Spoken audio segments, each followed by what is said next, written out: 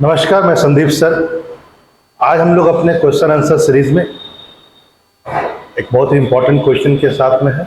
ये अभी 2023 में जो अभी आप लोगों का मेंस चल रहा है यूपीएससी का, उससे रिलेटेड एक क्वेश्चन है। जरा देखा जाए क्वेश्चन क्या है। बहुत सिंपल है और इस बार पेपर बहुत अच्छा आया है और बहुत कुछ लिखने को है। देखते हैं पहले क्वेश्चन क्या है। और हाँ, एक बार खुद पहले ट्राई करें, बाद में वीडियो को पूरा जरूर देखें। Explain the role of geographical factors towards the development of ancient India. Geographical factors का contribution in the development of ancient India, प्राचीन भारत के विकास में भौगोलिक कारकों की भूमिका को स्पष्ट करें। और ये 150 वर्ड्स का है, तो बहुत ज्यादा नहीं है कि आप इसमें इंट्रोडक्शन देंगे, क्योंकि यही आपके लिए सबसे बड़ा हर्डल है। 150 में आपको कंक्लूड कर देना है, तो इसमें आप बहुत इंट्रोडक्शन मत दीजिए। आप सिंपल, आप चाहें तो इसको आप लिख सकते हैं, केवल सिंपल कह दीजिए कि मेजर कंट्रीब्यूशन था। एक तरह से कहा जाए, आप चाहें तो ये कर सकते हैं कि आप एक फर्स्ट में कह दीजिए कि major contribution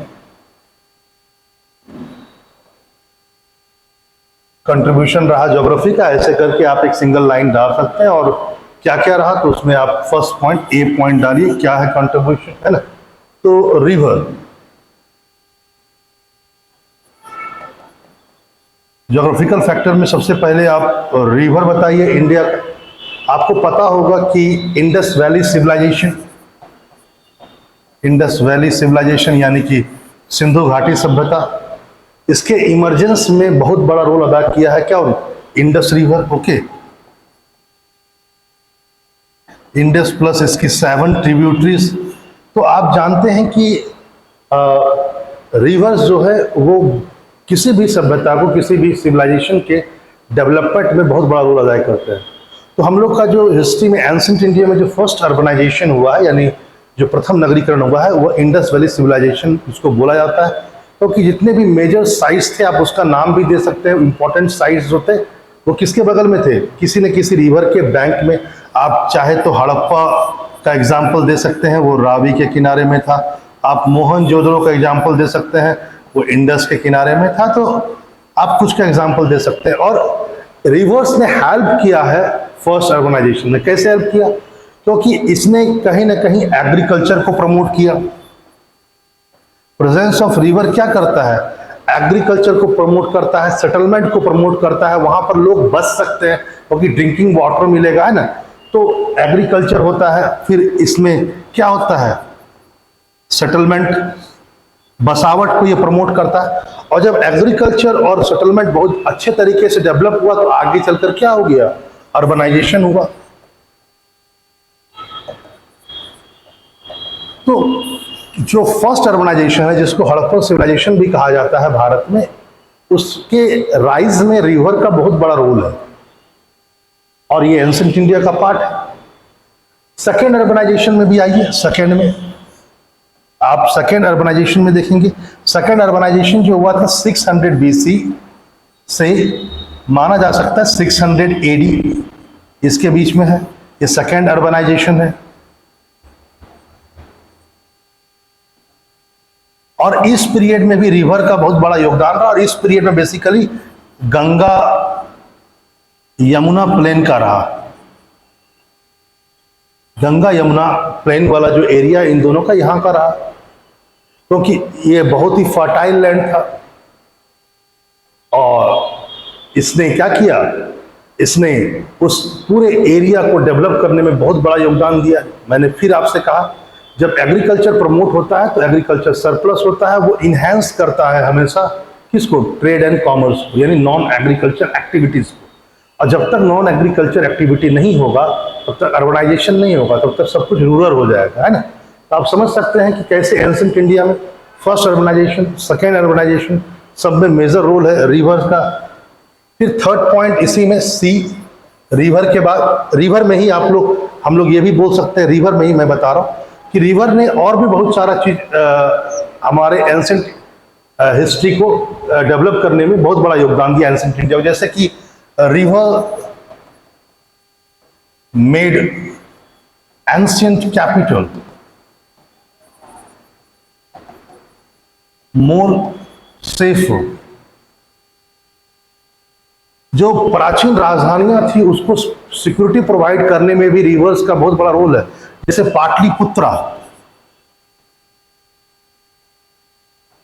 Pataliputra basically invaders या इन्वेशन से हमेशा फ्री रहा, और इसी कारण से मगध, आपको पता होगा राइज ऑफ मगध में एक बहुत मेन रोल था रिवर्स का। क्योंकि रिवर्स ने क्या किया, जहां रिवर्स ने पाटलिपुत्रा जैसे कैपिटल को सिक्योर रखा हमेशा इन्वेडर से, क्योंकि वो चारों बगल से समुद्र से सराउंडेड बाय द रिवर्स था, तो एक नेचुरल प्रोटेक्शन इसने दिया। It provided natural protection to the capital, तो इन्वेडर हमेशा आउट रहे। दूसरा पॉइंट, कैपिटल को तो दिया ही, साथ ही साथ जरा देखा जाए rise of Magadh, rise of Magadh में, मगध मेरे कहने का मतलब मगध केवल मगध नहीं है, मगध यानी कि हरियणका डायनेस्टी से लेकर गुप्ता का कैपिटल इसी रीजन में रहा, उनका मेन टेरिटोरी इसी रीजन में था। और इस रीजन में भी रिवर का बहुत बड़ा रोल है, क्योंकि उसने ट्रांसपोर्ट सिस्टम को डेवलप किया। ट्रांसपोर्ट सिस्टम, तो जो मेजर डायनेस्टी है, जैसे कि वो मौर्यंस, लेटर मौर्यंस, गुप्ताज, इन सब के प्रोस्पेरिटी में रिवर का बहुत बड़ा रोल है, क्योंकि river provided the way, river provided the transport system. और उससे क्या हुआ, उससे कमर्शियल प्रोस्पेरिटी आया, व्यापार बहुत तेज हुआ। उस समय रोड्स, आप उम्मीद रख सकते हैं, जंगल था हर तरफ, 24/7 आवर का रोड बनाना बहुत मुश्किल था। तो इस ढंग से तो रिवर्स का एक बहुत बड़ा रोल है। आपने देखा कि दो अर्बनाइजेशन रिवर्स के किनारे में हुए। फिर राइज ऑफ मगध में बहुत बड़ा इंपॉर्टेंस रिवर का रहा, उसने जहां ट्रांसपोर्ट सिस्टम दिया, रिवर्स ने फर्टाइल लैंड भी दिया, है ना, और बहुत सारी बातें दी। अब आप आते हैं तीसरा पॉइंट, थर्ड, रिवर के बाद हम लोग आते हैं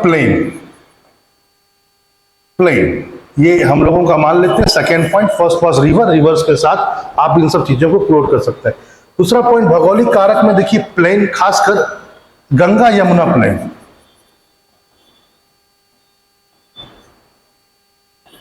गंगा यमुना प्लेन बहुत मेजर रोल अदा किया। कम से कम आप मान सकते हैं दो बहुत बड़े मेजर डायनेस्टीज को डेवलपमेंट में, एक मौर्यंस और दूसरा गुप्ताज। क्योंकि उस समय इकोनॉमी का मेजर सोर्स एग्रीकल्चर है। Without plain and without so much of fertile land it was very difficult. ये बहुत ही डिफिकल्ट था कि इतने बड़े ग्रेट एम्पायर खड़ा हो पाते। उनके रिसोर्सेस सीमित रह जाते, लिमिटेड रह जाते यदि प्लेन नहीं होता तो प्लेन बहुत इंपॉर्टेंट रोल अदा किया। Third point,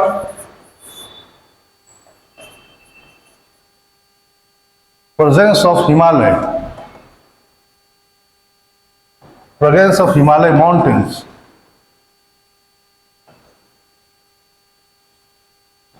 presence of Himalaya mountain ने भी बहुत रोल अदा किया हमारे एंशिएंट इंडिया में। पहली बात तो ये कि इसने अर्बनाइजेशन या चाहे फर्स्ट अर्बनाइजेशन हो या सेकेंड अर्बनाइजेशन हो, इन सबको प्रोटेक्ट किया। किससे प्रोटेक्ट किया?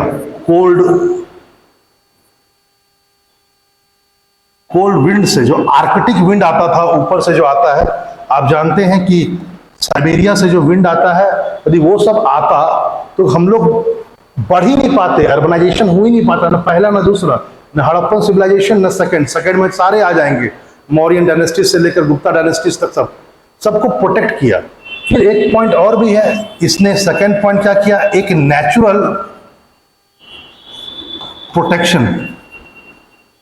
प्रोटेक्शन भी प्रोवाइड किया फॉर इन्वेडर्स,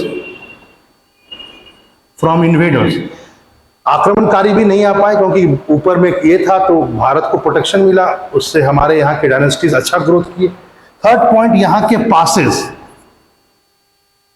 दर्रे जैसे गोमल, खैबर, बोलन,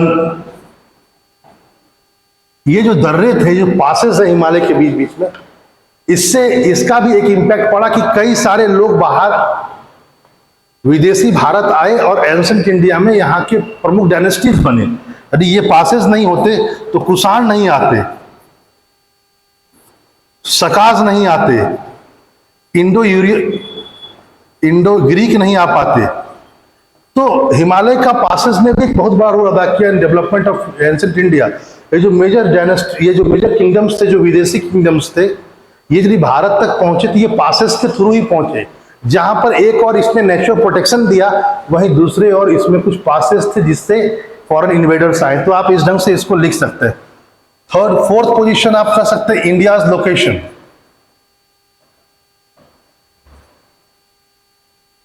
इंडिया का लोकेशन यदि आप देखेंगे तो इससे क्या क्या होता है, इंडिया लोकेशन या पोजीशन, आप जरा देखिए इससे क्या क्या चीजें सामने में आती है। एक तो चाइना है इधर, ये और ये वाला पार्ट मान लेते हैं, 1 मिनट, ये ऊपर में जम्मू एंड कश्मीर, और एक रूट यहां तक गया यूरोप। तो एंसेंट इंडिया में चाइना से लेते हुए, इधर से होते हुए, जम्मू कश्मीर का कुछ रीजन्स को होते हुए एक रूट जाता था ऊपर, तो जिसको बोलते थे सिल्क रूट। वैसे केवल यही रूट नहीं था, सिल्क रूट बोला था। सिल्क रूट जब कई बार डिफरेंट वे से भी गया, कभी नीचे से भी गया, ऐसे भी सिल्क रूट गया। यहां से यहां पहुंचा, फिर यहां से यहां, और फिर इधर पहुंच करके यूरोप तक पहुंचा। तो सिल्क रूट ये भी था। एक था लैंड रूट, एक बेसिकली आप कह सकते हैं इसको लैंड, और एक है सी, यहां से यहां तक, यहां से यहां तक है सी रूट। सिल्क रूट किसको बोलता है? पहले चाइना जो था वो सिल्क बनाता था, बेसिकली चाइना सिल्क का प्रोडक्शन करता था और यूरोप में डिमांड बहुत थी। लेकिन चाइना सिल्क भेजता था भारत के थ्रू। भारत, चाइना आगे नहीं जाता था, भारत उससे परचेस कर लेता था और फिर यहां से यूरोप तक भेज देता था। Later Mauryan period and Gupta period में इस सिल्क रूट का बहुत इंपॉर्टेंट रहा। इसने एंसेंट इंडिया में मेजर रोल अदा किया। भारत के प्रोस्पेरिटी में इसका बहुत बड़ा रोल रहा। भारत ने बहुत सारा पैसा कमाया इसके कारण से। फिर जब हम यहां से सामान लेते थे, जब आगे जाते थे वेस्टर्न एशिया के थ्रू आगे बढ़ते हुए, कहां, यूरोप तक जाते थे, तो हमारी कल्चर भी, जो एंसेंट इंडिया कल्चर थी, वो इस क्षेत्र में पहुंची। ठीक है, तो आप इस ढंग से भी इसको कर सकते हैं लोकेशन। और हाँ, ऐसे भी सिल्क रूट था और ऐसे भी, ये दो तरीके का सिल्क रूट था, एक लैंड रूट, एक सी रूट। दूसरा पॉइंट, भारत का पोजीशन जरा देखा जाए। भारत के इस साइड में क्या था, कोस्टल एरियाज थे। तो आप इसको लिख सकते हैं पोजीशन में, आप ए पॉइंट इसको डाल सकते हैं, B point coast, coastal area. तो कोस्टल एरिया रहने के कारण क्या हुआ, इससे भी, इसका भी एक एंसेंट इंडिया में योगदान है। यदि भारत में कोस्टल एरिया नहीं होता तो साउथ इंडिया में जो चेराज हैं, चेराज, पांड्याज, चोलाज, जो एंसेंट इंडिया के ये सब डायनेस्टीज है, जो मेजर डायनेस्टीज है, चेराज इधर थे इस साइड, पांड्याज यहां होंगे, चोलाज उसके नीचे, ये चोल हो गए, ये पांड्या हो गया, ये चेराज हो गए।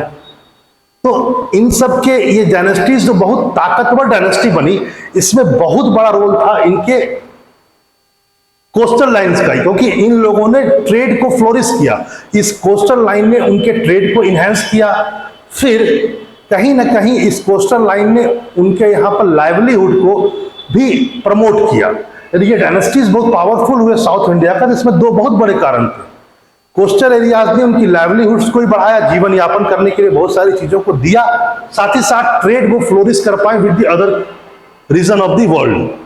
तो ये भारत में, और ये सब डायनेस्टी साउथ इंडिया की थी। अगला पॉइंट आप और देख सकते हैं, ये 4 पॉइंट था। 5th point, monsoon.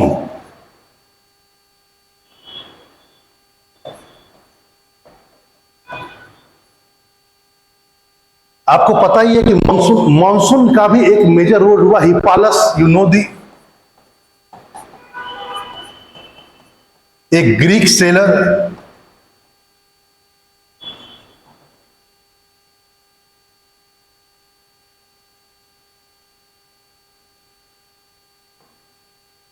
हिप्पालस था, उसने मॉनसून हवाओं की खोज की। अब मॉनसून हवाओं की खोज से क्या हुआ, एक बहुत बड़ा चीज ये आया, ट्रेड, इंटरनेशनल ट्रेड।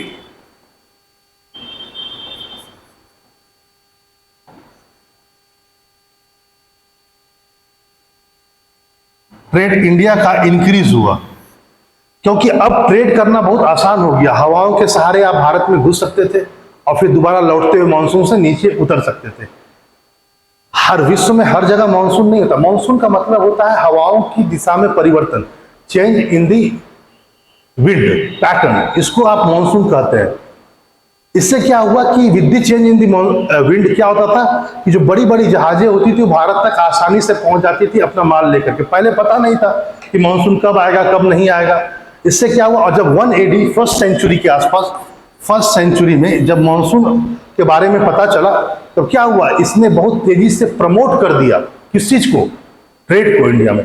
और एंसेंट इंडिया में इसका एक मेजर रोल था, क्योंकि इससे बहुत सारे डायनेस्टीज को फायदा हुआ, खासकर साउदर्न डायनेस्टीज को। ठीक है, आगे और भी पॉइंट देखते हैं। 6ठा,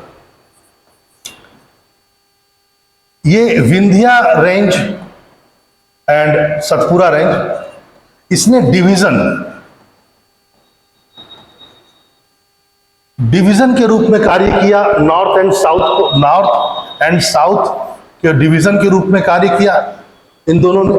और बहुत सारे रेंज आगे भी आते हैं। इन सब के प्रेजेंस से क्या हुआ कि इंडिया एक तरह से कहा जाए 2 ग्रुप में डेवलप हुआ। एक नॉर्थ इंडिया जिसको आर्यंस कहा जाता था, आर्यन कल्चर, और नीचे द्रविडियन।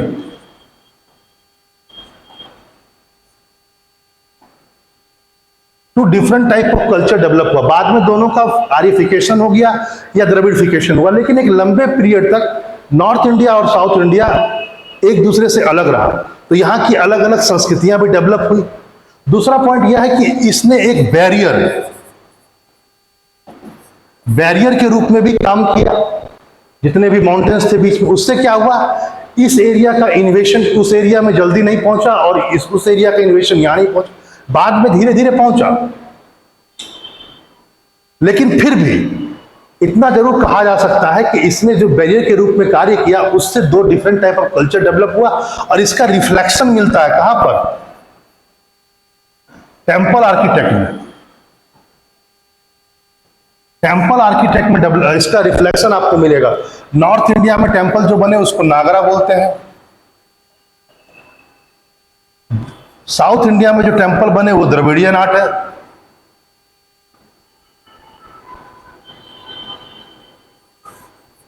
द्रविडियन आर्ट है। तो आप देख सकते हैं इन सब चीज को, है ना। तो इस ढंग से आप पोर्ट्रे कर सकते थे, जैसा कि मैंने आपसे कहा, आप इसको इस ढंग से पोर्ट्रे कर सकते हैं। ज्योग्राफी, जैसा कि मैंने कहा कि, है ना, रिवर के बारे में मैंने कहा, रिवर्स का वाइटल रोल था दोनों अर्बनाइजेशन में। पहले में इंडस और उसकी 7 ट्रिब्यूटरीज, दूसरे में गंगा जमुना का मैदान। फिर रिवर्स ने एंशिएंट कैपिटल को बहुत सेफर किया, जैसे पाटलिपुत्रा और ये सब, है ना, बहुत सारे। और जो एक ट्रांसपोर्ट सिस्टम भी डेवलप किया रिवर ने, जिससे क्या हुआ, बहुत सारे डायनेस्टीज है, मौर्यंस हो, लेटर मौर्यंस हो, गुप्तास हो, वो सब क्या हुए, वो बहुत फ्लोरिश हुए, खासकर मगध रीजन में। आगे आप देख सकते हैं। उसके बाद तीसरा पॉइंट है प्लेन। जो इतना बड़ा प्लेन है भारत में, खासकर गंगा जमुना का मैदान, उसने बहुत बड़े बड़े डायनेस्टीज को, इंपायर को खड़ा करने में बहुत बड़ा रोल अदा किया, जैसे मौर्यंस एंड गुप्तास। फिर आप देखेंगे प्रेजेंस ऑफ हिमालय। इसने अर्बनाइजेशन 1 हो चाहे 2 हो, सबके लिए एक ऐसा फेवरेबल कंडीशन तैयार किया, क्योंकि इसने आर्कटिक विंड को रोका, है ना। फिर आगे जाएंगे तो हम देखेंगे कि इसने एक नेचुरल बॉर्डर के रूप में भी कार्य किया, बैरियर, ताकि विदेशी आक्रमणकारी नहीं आ सके। लेकिन कुछ पासेस थे जिससे बहुत लोग बाद में आए। और कुषाण, ये ग्रेट डायनेस्टी सब आई, उसको भी आप देखेंगे।